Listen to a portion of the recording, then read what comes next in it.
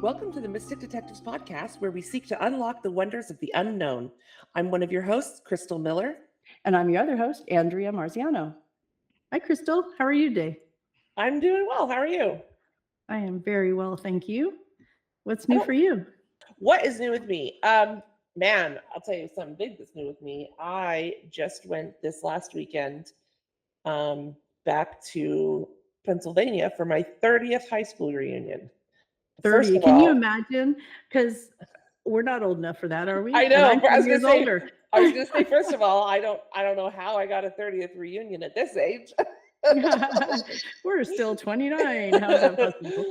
But it was a lot of fun. So for our listeners, I had a long, drawn out high school experience. It was very eclectic. But for the last 2 years of high school, I went to a boarding school in Pennsylvania called the Mercersburg Academy. So I graduated there in 1994, and I've never been to a reunion. And my my one and only friend that I still have from that school pressured me, encouraged me a lot to come to this 30th reunion. And I finally was like, you know what? Why not? I did feel like I had the one friend. Her name's Amira. I don't think it's not okay to name her. And we both were kind of like, you know what? We just want to see each other. So let's just do this. And we opted to stay in the dorms to relive our experience. Anyway, long story short, it was way more fun than I expected. There were, I don't know if any of the people in my class are ever going to listen to this episode, so I might have this number wrong, but I think there were about 14 people there. Of those 14 people, of course, I knew Amira. I knew another guy that I was actually friends with. His name's Rich. And I knew another guy, just knew of him, probably had some classes with him, I don't know, named Eli. And then the rest, and then I knew another girl, BB, kind of just because we were girls, girls kind of know each other more than guys do. And then another guy named Keith, and that's who I knew. So I think that was 7 people. But so then the other 7-ish, I was like, you went to our school? Huh? Cool. Nice to meet you, Surprise. I guess. And, anyway, it was so fun. And we all got along, and high school was definitely gone. Like, there was no clicking. There was no, like, it was just 14, 48-year-olds, 47, 48-year-olds chilling, having a great time on our old campus and reminiscing. And it was one of the most fun things about it was having the hive mind of, we all have these things that we remember that impacted us, or that had an effect on us, or whatever. And as we got together and talked, we learned about things we remembered things we'd forgotten about. One example was one of the punishments, I'm using air quotes, that the school used to use, disciplines that the Consequence. school used to use, is you'd have to not march, but you have to walk in a circle for hours. Just walk in a circle. And I don't mean like walk in a circle around a bat, walk in a circle, but more like walk in a circle, in a 10 by 10 room, but outside. So like walk in a 10 by 10 circle, right? For hours, just walk in a circle. And we were talking about that, and this lady heard us, and she's like, guard. And we were like, that's what it was called guard. I don't know why it was called guard, but if you got guard, it sucked. Guard and study hall were the 2 biggest disciplinary actions. And so, like, if you had study hall, you had to be in, I think it was a room in the library for study hall. So study hall was required. So this was boarding school, right? So it was very, very much more rigid and I can't think of the word, but but very structured is the word I'm looking for.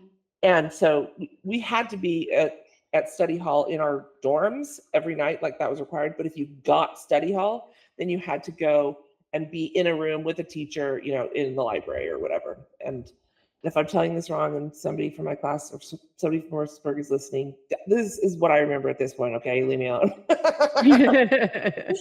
Oh my Anyway, goodness. but if you were in study hall in your dorm, you could kind of, goof around and, we'd be like, oh, I have to go study math with Amira. And then you'd be allowed to like be in Amira's room, but we never studied in study hall. Mrs. Wooten, we never studied in study hall. Just so you know. I'm sure she'd be shocked. Anyway, They just so, wanted you out of their hair. yeah, totally. It's like parents sending people doing the quiet time game. So it was just fun to have kind of these puzzle pieces all come together. And not that we got, a complete remembrance, a complete tapestry of everything that happened to us in our time at that school, but we did have a lot of things that each of us remembered that we were able to bring into the puzzle, just be like, yes, that, oh my gosh, that, right? It was How fun is really, that? really fun. It was really fun, and I'm really glad I went, and I absolutely would go again. And the biggest takeaway I have, though, was how kind my classmates were, how totally open they were. I mean, you guys can't see me, but I am currently an interesting looking person because I had a double mastectomy and I haven't had any reconstruction. So I'm flat chested and round bellied, and it's a pretty silly look. And I didn't feel judged. I just felt like I was with my people. And so That's it was nice. awesome. It was awesome. I'm glad because Yeah. I know that sometimes, especially with high school people, it can be a different experience. Yeah. So It's like, I don't know. It's like we went out into the world and all of us had some hard knocks, and we realized, people are people. Depeche Mode had it right. there you go. And I imagine there's been some growing up in the intervening years. Yes, I'm sure. Everybody but I think Amira. Okay, this might also not be 100% true, but I think everybody but Amira also was divorced, which I found interesting.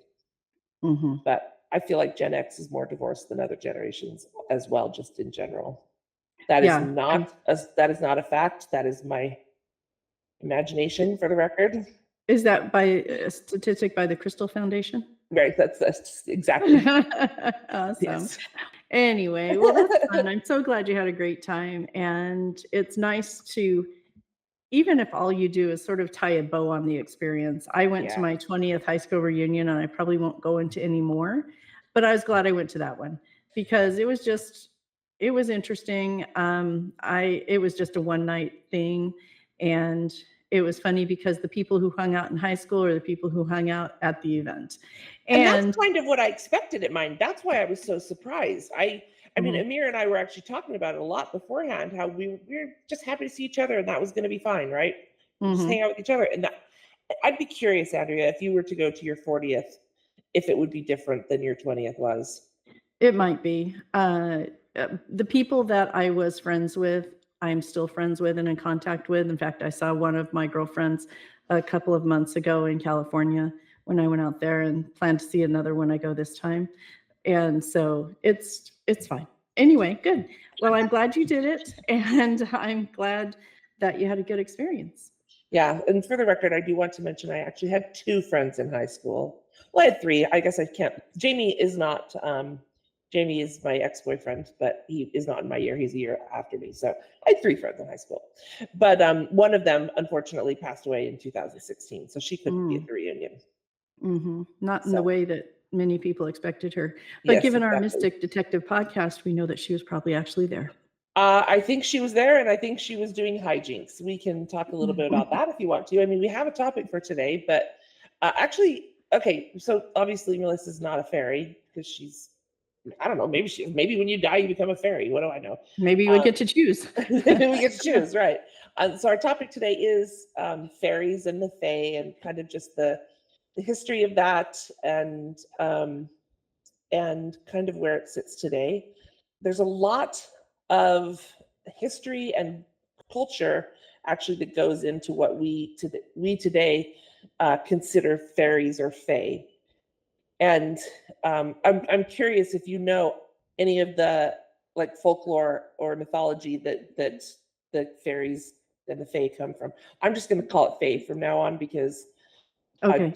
I just keep saying fairies and fae, so I'm just going to say fae. So I'm curious if you know any of the folklore. I don't think I know much about folklore of them. I have had experiences with them, and every once in a while, I feel like, to me, they're a little bit mischievous, and they can do, like you were saying, hijinks. They Yeah, can do some hijinks, and I feel like a lot of times when I see something out of the corner of my eye, it's one of them, and just flitting around. And a lot of times, there's also orbs, and I think sometimes I have the feeling of sort of an orb when I see a fairy. That's how I look at it. What do you know? I also think that herbs. I also Rosemary, see thyme. I also see orbs and think of fairies or visitors. Mhm, So the fae are most commonly associated with European folklore. So Celtic traditions in Ireland, Scotland, and Wales, and the Isle of Man. They're also in English, French, German, and Scandinavian legends. mhm, So they really come a lot from just over the pond in mhm. in in a lot of Britain, what's considered Great Britain and Scotland. I don't know how Great Britain works. I'm so sorry. I know that some We'll of it's go with not great. I know that some of it's not Great Britain, but we'll go with the European countries. European countries. That works. What used to be in the EU. Anyway, so they're most commonly Norse and Celtic. So in Celtic mythology, fairies are often connected to I'm going to butcher this. I'm so sorry. Uh, the Tuatha De Danann, a supernatural race said to have lived in Ireland before the arrival of the Celts. Hmm. They're considered gods and goddesses who later diminished in power and became the fairies of folklore. In Scandinavian traditions, similar beings exist, such as elves and dwarves, and they make up, part of the Norse cosmology. And then we have, over time, started to see in the Fae lore, elves and pixies and sprites and brownies and goblins and nymphs. Is is that where does the leprechaun come in? Is that Um, really a folklore, or is that real? I mean, real yeah, folklore? it is. It is. I believe that leprechauns fit in with elves, but I'm Mhm. not 100% sure. We sure could find out though. No worries. Um, I just wondered because when you talked about those sorts of things, that came to my mind as little leprechauns. And I'm surprised I didn't know more about this, given the fact that I am so highly Irish. yes, a leprechaun is a mischievous elf in Irish folklore. I believe it. So there you go. So just to give you a quick rundown of kind of what we are talking about when we talk about what we are going to be talking about, at least you and I, the mystic Mhm, detectives of this podcast. mhm, When we talk about fae, we're going to be talking about elves, which are often depicted as tall, graceful beings with a close connection to nature.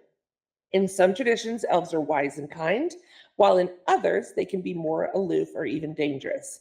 And like Andrea was saying, leprechauns belong to this elf lore.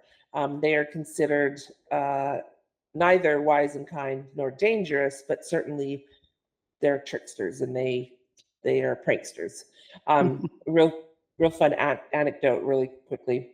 My oldest son is on the spectrum, and he's the kind of on the spectrum where he's very literal. Everything's very literal. He's high functioning, but everything's very literal. So if I mhm. say to him, you got to pick yourself up by your bootstraps, he's going to say, he actually did say, Mama, I'm not wearing boots, right? So very literal. Mhm. So one day, I think he was in second or third grade. It was St. Patrick's Day. And he came home and he was so excited. And I said, how was your day? Whatever. And he said, Oh, Mom, the leprechauns came and they stacked up all of the tables and the chairs in a goofy fashion. Goofy fashion. And I just thought, what third grader is going to say a goofy fashion? So good. Oh, That's that's unrelated hilarious. to the story, other than it's a cute story about That is leprechauns. a cute story. That's funny. um, we'll also be talking about pixies. Pixies are small, mischievous creatures known for playing pranks on humans.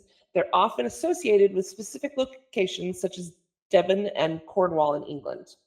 Hmm. And then we have sprites, ethereal beings typically associated with water or air. They're known for Mhm. their delicate appearance and gentle nature. And then we have brownies, which are helpful household spirits that perform chores in exchange for small offerings. They can be, Oh, I need to put some of those out. Small offering. yeah, they can become offended and turned into boggarts if mistreated. Oh, Boggarts, I should look that up. they And then, talked about in Harry Potter, there were boggarts. did they? I think so. Yeah. I believe you. I just don't know it. Thank you. You're welcome. And then goblins, which are often depicted as ugly, malevolent creatures that cause trouble and play malicious tricks on humans. Boggarts to me just seems like a D&D character, for the record. Let's see. Wikipedia says that a boggart is a supernatural being from English folklore. Let's see. It's a generic name for apparition. It's an Some people amoral, say shape-shifting non-being that took the form of its observer's worst fear. What? Brownies become boggarts? That seems terrible. that Don't does offend seem brownies, terrible. y'all. Yeesh. Yeah. And then last but not least, nymphs. Nymphs are spirits of nature, particularly associated with bodies of water, naiads, trees, dryads, and other natural features. They're often depicted as beautiful and alluring. Nymphs can also be portrayed sometimes as sirens to a That's degree, where they bring in they lure human men into their whatever and they do them harm, I guess I would say. Mm-hmm. So, and then we talk about the fairy realm. And so this is, a parallel dimension or a hidden world that exists alongside the human world. It's often described as being incredibly beautiful and magical, but can also be perilous for humans. In Irish sorry, I was trying to see how to pronounce this, and Microsoft literally pronounced it how it's spelled. I highly doubt it's Tir Na Nog. So this place that I tried to get the pronunciation of on the sly, and I didn't. In Irish mythology is the land of the youth, which is an eternal paradise where the fae reside. It's a place of everlasting beauty and joy, but difficult to return from once entered. Avalon. I imagine a lot of our listeners are familiar with Avalon. In Arthurian legend, Avalon is a mystical island associated with fairies and magical beings. I don't know how our listeners will feel about this, because I understand that this can be polarizing, but my opinion, Crystal Ray Miller of Mystic Detectives, highly recommend The Mists of Avalon if you want to get a better idea of kind of the folklore of Avalon and Camelot, and Arthur, Guinevere, etc., etc. It's just Is that book it's a or book, movie? and it's a book, and it's also a miniseries. The miniseries is hard to find. And then in Celtic myths, we see a fairy world that they call the other world, and it's a place accessible through portals in mounds and lakes or deep forests. And so I really want to know how to pronounce this word, so please hold, because I want to be respectful. So I'm going to try to pull this up really quickly. Maybe Andrea would like to say something while I do this. I would like to say something. One of the things, as you were saying, that these worlds are, you can enter but not really leave.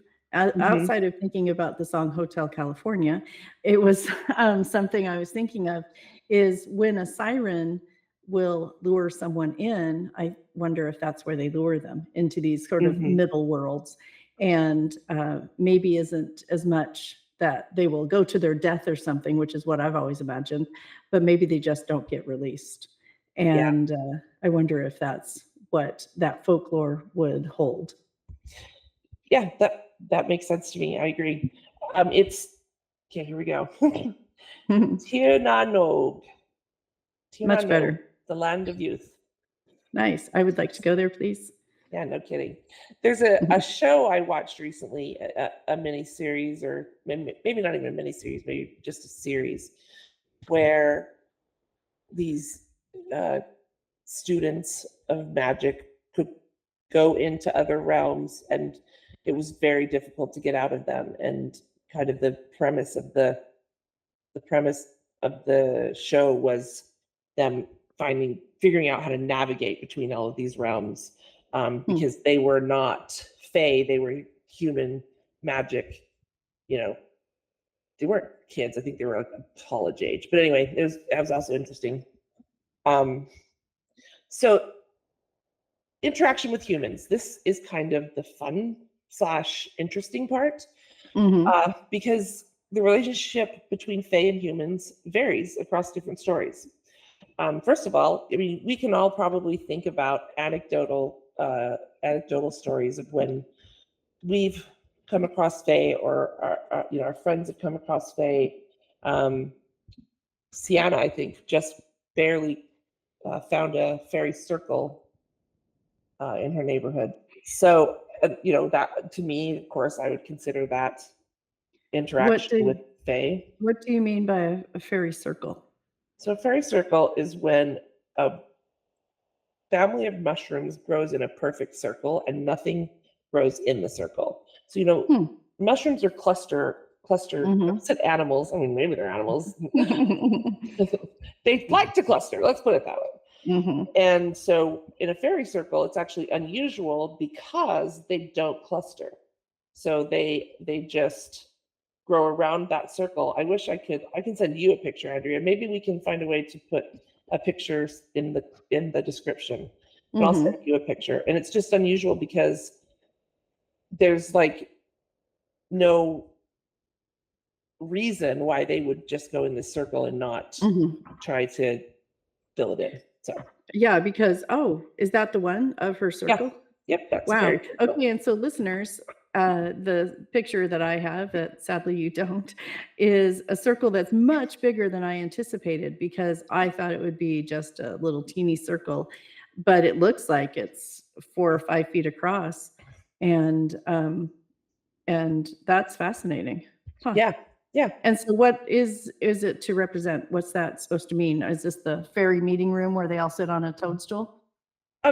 Maybe. I know that for me, when I see a fairy circle, I like to find an offering that I can put there. Um, Mhm. my experience, or what I've been taught, is that they like shiny things. They like Mhm. natural things. So even a cairn, I think, would be an honorable Mhm. offering. Um, and for So those who to put don't that know, in the center of the circle? for those who don't Mm. know, a cairn is just a stack of three rocks. That just is an It's not what honoring. people hear about on the internet of Karen. Yeah, It's a it's not cane. Karen, it's Cairn. Cairn. And yeah, Right. I personally would try not to step in the circle. I Mhm. that's just me. I haven't been taught. That's just when I see that, I say to myself, I'm going to honor your space, but I'll, give you an offering. I would Mhm. put the offering in the circle though. So I would just not step into the circle. Right. That's my personal opinion. So, Hmm. um, I've some never even heard of such a thing. yeah. So some fae are benevolent, and they assist humans, particularly those who respect them and offer gifts. Mhm. Fae love gifts. Many fae are mischievous and enjoy playing pranks on humans, which I already said, can range from harmless to dangerous. And then there are some fae that are hostile to humans and can cause harm or lead them astray. And this includes the practice of fairy abduction, where humans are taken to the fairy realm, sometimes never to return. So I know that you have had some experience with fairies and fae. Do you want to share some of that with our listeners? Yes, the places I've experienced it are places that is probably the most because I'm in a place that I feel is connected, and also here at my home, which has a lot of trees. I associate the interaction with trees and water, and we have both here. And the places I've noticed it the most, and part of this might be because I was in a really spiritual sort of high place, was in Sedona and Lake Shasta, and with a group of energy workers. And seeing them in there, I saw one that showed herself to me on a swing on a tree branch, and just a teeny little vision. The individual I saw was teeny and appeared to have a feminine energy, and just swinging on a swing, and just laughing, and it was like a tinkle sort of laugh. And that was really a lot of fun. And everyone I've seen or experienced has been that sort of a joyous feeling, a joyous energy. Yeah. I feel like, particularly probably for people with aphantasia, that Disney has kind of done us a disservice with Tinkerbell, because I don't think that she's, for me, I don't think that she's the best representation of pixies on the whole. Mm, Um, and again, for me, when I think of pixies, that's all that comes up for me, because it's all, it's all that I've ever seen of a pixie. Um, mhm. so when I think of pixies, I just think of Tinkerbell, and I don't like Well, that at all. no, I get that. When later on today, I will send you, Crystal, pictures of some fairy statues that Max got me. It'll give you some better Cool. ideas of what a fairy to me looks like anyway. Cool. Well, we're talking pixies, but that's okay. Mhm. You were talking fairies. I am talking I pixies. was. I I don't was. know why, because I have ADD and I'm a crazy person. Because I actually I had it highlighted on my cheat sheet, and for no reason. But yes, I would love to see what fairies look like from your perspective. And I lost track of that you were talking of pixies, I suppose. It's Anyway, okay. We're not experts. nor have we ever portrayed to be any kind of fae or fairy expert, I'm pretty sure. So I think that when we talk about fairies, and I'm going to say this in the default world way, as in just FAIRY. I believe that typically we're talking about pixies, sprites, and nymphs. That's Mm, kind of my opinion. mhm, Um, uh, as a person who lives in the default world, that's how I think of it. mhm, But I, I I love that there's a distinction when we start talking about the actual Fey world and the folklore that they come from, and the legends and mythology and stuff. It's really awesome. hmm. Yeah, I had no idea there were so many distinctions. So the thing about pixies is that they often play pranks. Pixies are known to move things. So let's say, great example, you take your wedding ring off to wash your hands. I was never that kind of person. I just wash my hands, but there are a lot of people who do. They have a Mhm, tray that they put their wedding. Let's actually, I'm going to say to take a shower, because you're less aware of where you put it, right? So you take your wedding ring off to take a shower. You put it in your little wedding ring tray. You come out of the shower, it's not there, and you think to yourself, I definitely remember. It's been 10 minutes. I definitely remember taking off my wedding ring and putting it in my wedding ring tray. And you look mhm. around the bathroom and you check the shower, and um, you go into the kitchen to get a glass of water, and your wedding ring is in your glass cupboard. That's the kind of thing that pixies like to do. And Yeah. it's typically harmless. I mean, it's almost always harmless, because pixies are not really uh, aggressive or angry, I guess. Mhm, They really have just a just a childlike, um, mischievous, frankly, air about them. And so I've heard a lot of stories like that where something has just been, oh, here we go. This may have been a pixie, this may have been Melissa, but Amira had lost her phone um, the morning we were supposed to go home from our reunion. And she had done find my phone, and it showed its last location and said that it was dead. And so she had gone to the last location, which was another dorm next to ours that we didn't think she'd been in. And like it just couldn't find it. So, we eventually said we have to go home, and hopefully there's lost and found. Somebody will find it, somebody will turn it in. So we drove back to Washington, D.C., which is about a 90-minute drive, 2 hours maybe. And that's where Amir lives. And we got home. We looked for her phone again, just in case. Nothing. Obviously, also lost her glasses on that trip, by the way. And the next morning, we got up in the morning and we were going to head out to the Capitol Pride, DC Pride for the win. And all of a sudden, her Find My Phone signal starts going off. What? And her phone, and her phone is in the very top of her backpack where we already looked many times, and it's at 93%. Wow. So yeah, so that's the sort of thing that pixies will do. Now, was that Melissa or a pixie, or maybe it was Melissa and a pixie in cahoots, right? Who knows? We all agree, we all being a bunch of people that I don't know, and me and Amira, that Mercersburg is haunted. And I think that often you'll find people from the Fae world where things are haunted as well. I think you can find them there sometimes as a protective force. I think you can find them sometimes as an observant force. Is that right? An observant party. And I think you can find them sometimes as just joining in on the fun, right? I guess depending on what kind of haunting you have. Because the majority of my hauntings of late have been mischievous.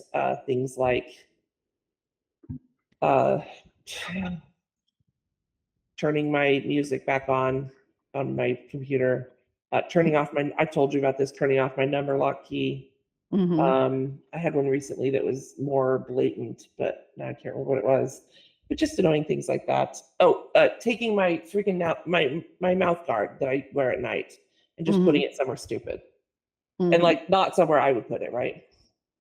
And so anyway, that's typically been my experience, and so I've been calling those hauntings, and I've been calling it a ghost. But who knows? Maybe it's a pixie.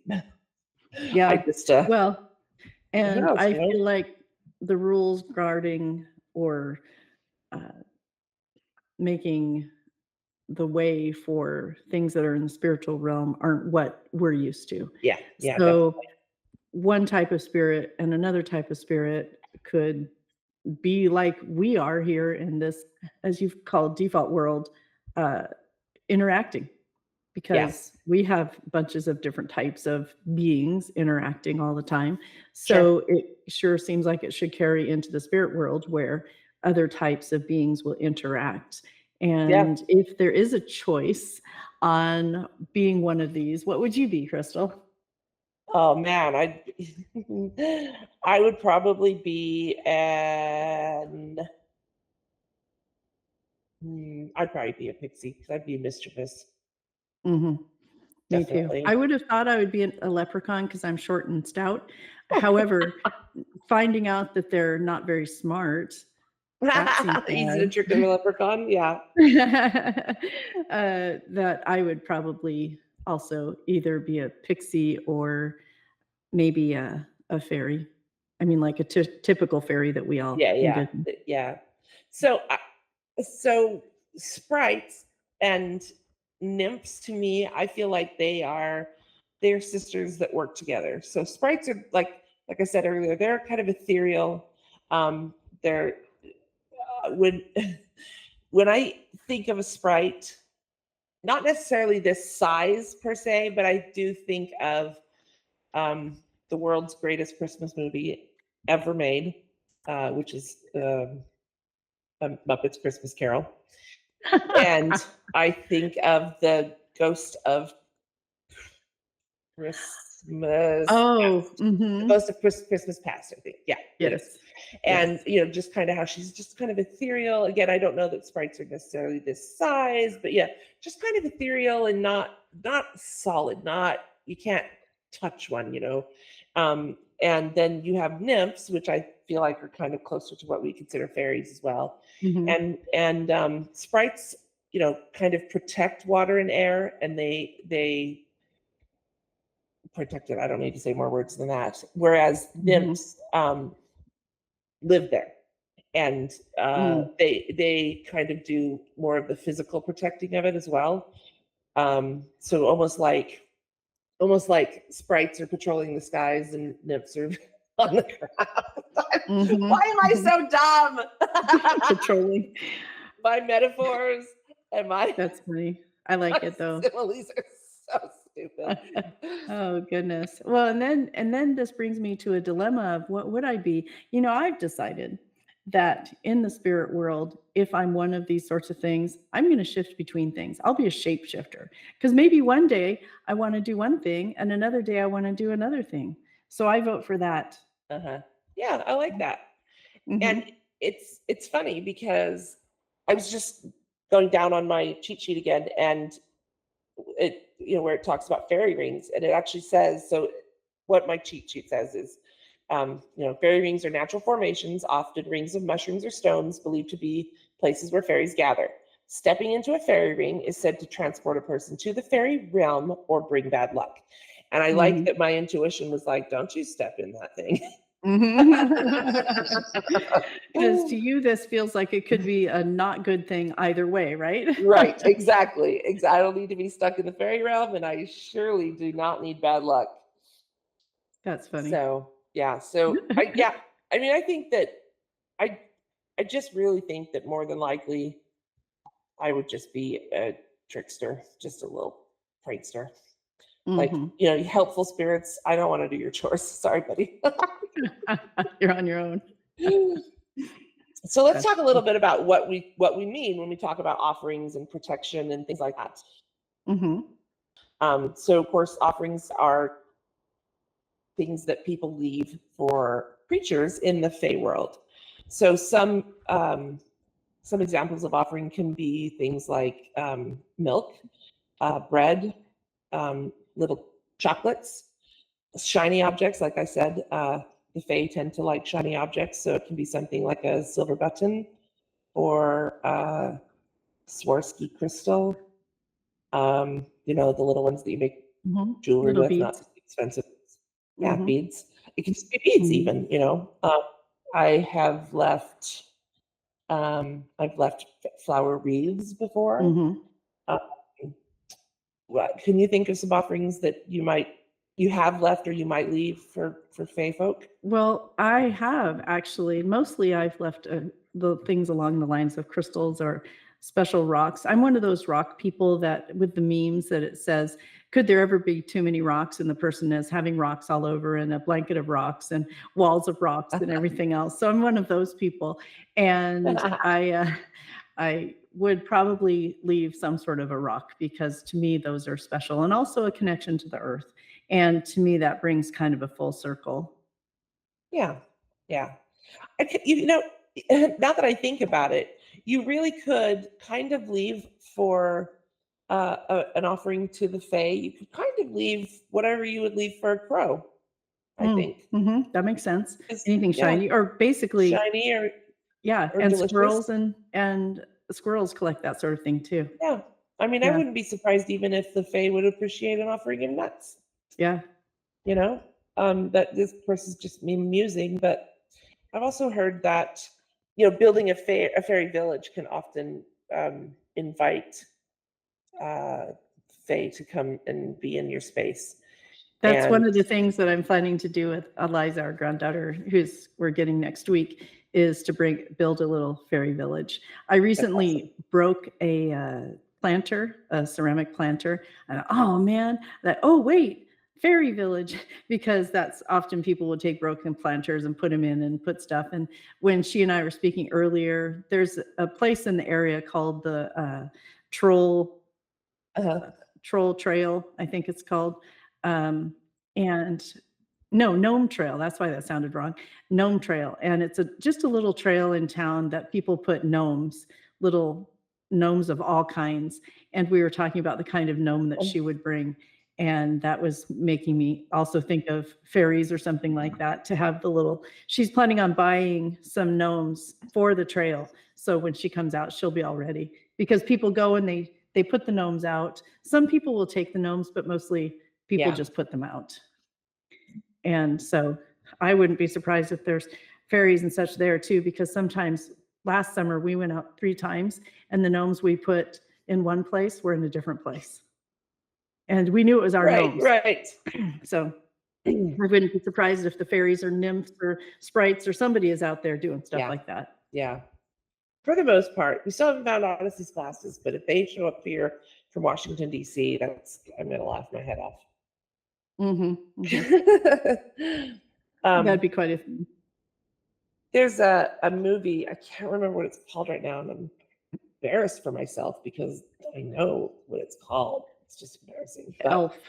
no, it's about, gosh, why can't I remember what it's called? It's about a girl. The name of the movie is actually her name. And she continually takes her mom's gnomes, I think, and takes them like on airplanes and puts them other places. And Amelie, I think it is actually. Mm-hmm. And then takes pictures and sends them to her mom. Oh, fun. To confound her mother. That's hilarious. And so I would recommend that. I'm checking to make sure that it's not rated R, and I cannot imagine that it is, but let me check real quick. Because I would definitely recommend that. That sounds fun to do that. It reminds me of the Flat Stanley project, where classes would give Flat Stanley to people to take on their travels and take picture of Stanley all over the place. Yeah. Oh, it is rated R. Oh, darn. I Well, wonder why. the granddaughter won't be watching it, but I will. Nope. Yeah, you should. It's wonderful. It's wonderful. Nice. So with these beings, is there anything about the folklore how these beings get to be themselves? I mean, does a leprechaun start as a leprechaun, or does someone shift? Have we talked about that? I don't remember if we did. Yeah, so we did just touch on it a little bit. A lot of the mythology is that they are gods that have been, they're fallen gods, basically, that have been demoted, I guess, for lack of a better word. Is it, excuse me, I was just going to say, so I know you said that they used to be that, but is this sort of based on a transgression and somehow they've been, like you say, demoted, or is it just a choice that now they want to be something else? Well, it looks like from my cheat sheet, it's more like they diminished in power. So maybe like they became, seceded, like, right? Their job was done. They're put out to pasture. And they get retired. They get to retire in their duties. Yeah, get to do silly things instead of whatever it is Fae do that are part of their duties. I don't know. That's good. That could be an interesting transfer. And then if we think about different beliefs that someone will come back as a different entity potentially. And some people look at one entity as more valuable, air quotes, as another perhaps, or more advanced or something. But I know there's certain religions that believe if you come back as certain types of animals or certain types of beings, you're actually more enlightened, evolved than you were when you were human, which I get, because I can see us as being not the most evolved. However, with these, you're saying that what you saw, maybe it is sort of a demotion, if you will. Or like a succession, like like in royalty, where it's like you're now a dowager Fae. I don't know what the male version of dowager is. Sorry. That's funny. Yeah, that's hilarious. So, what else do you have on this topic? So, just a way to wrap it up. belief in fae has diminished in our modern era. You're an outlier, obviously not in our smaller community of mystic detectives and that sort, but in the default world at large, it's quite diminished, and fascination is more about um, the fiction of it in literature and movies and pop culture. Um, Contemporary depictions often romanticize the Fae, presenting them as beautiful, wise, and magical beings, though some stories still emphasize their capricious and unpredictable nature. There's a YA series that's on fire right now, and I can't stand it. Sorry, I know I shouldn't have opinions. Just kidding. It's No. the first book is called A Court of Thorns and Roses, and it has very much romanticized Fae, and I heard somebody call it Shades of Fae, as in shades of gray, shades of Right, I Fae, right? gotcha. Mhm. And anyway, my kids love it. Well, Did my you kids, say I should say, Ketty it's and Calypso love it. you What's that? say it's a book or a show? It's a book. It's a book series. Okay, So I I think see. there are 4 books. I think they're making a show, actually. If I recall Mhm, correctly, I think Ketty told me they're making a show. mhm, But a lot of YA people, the actual young folks, love it. mhm. A lot of adult men, cis straight men, love it. Interestingly, That is interesting. and it's another. I don't even know if the Mists of Avalon is polarizing, but this is definitely polarizing. A court of why do I keep saying it that way? A Court of Thorns and Roses is very polarizing. It's you love it or you hate it. Mm, And I mhm, happen to be on the hated end of the spectrum. Ketty happens to be on the mhm, love it end of the spectrum. More power to you. But it's things like that, that I feel like they're talking about when they say that it's kind of diminished and gone into this fascination of fiction, as opposed to, going back to the roots of the folklore and the culture, and seeing, like we talked about, seeing fairy circles, and mhm, and knowing that that's a fairy circle, and knowing that that's not, that's just that's a wink and a wave from our fairy friends, our fae mhm, friends, our fae friends. And mhm, and so, the fae and their world are just a rich tapestry of myth and legend, reflecting the human fascination with the mystical and unknown. Like, we mystic detectives have a definite fascination with the mystical and unknown, Me and they too. are they are rooted in ancient traditions. The concept of fairies continues to evolve, maybe to its detriment, maybe not. You know, I, I, I guess that's yet to be determined. But you know, if you look, you can find lots of stories from people around the world that have uh, found a way to, with the fae folk, bridge the gap between the natural and the supernatural. I like that, and also, even though you've talked about the fascination that's coming right now by people, the thing I like about the idea is that maybe it's giving people an opportunity to use their imaginations Yeah, and get in touch with their spiritual sides, even if it starts with a book or some what could be considered, a silly thing. I feel like so many of our society members have gotten so disconnected with their own thought processes, their own imaginations, and mhm. if they're not constantly entertained, they don't know what to do. So Yeah, I think that's a good thing. If these books, whether you like them or not, lead people to have more imagination and capture it. And when I've always read a book, I've always thought, oh, I want to learn more about that. So even if it starts in a fiction sort of way, sure. maybe it's triggering some investigation, some connection to Well, in the very experiences. least, maybe it'll open the door for a conversation with with a normie default world person, with with a faith. I don't want to say believing, because I just feel like that's faith and They stuff, can, but how I don't about know Fay if the right Connected? faith connected. Thank you. With a Mhm, faith connected person, then they can have a conversation. And again, I mean, we just said it, bridge the gap, right? Like mhm, if I'm open to faith in this fiction romance book, now I'm introduced to the idea of the fae, and now I can go talk to my friend who, has fairy gardens in her backyard and trinkets all over the place. Mhm. You know what I mean? I think that that's a good observation on your part. Yeah. Why, thank you. You're very welcome. Um, I like it. Well, one of the things that we were talking about, you and I, Crystal, is that we haven't heard much from our listeners as far as how they've experienced things or the thoughts and ideas they have.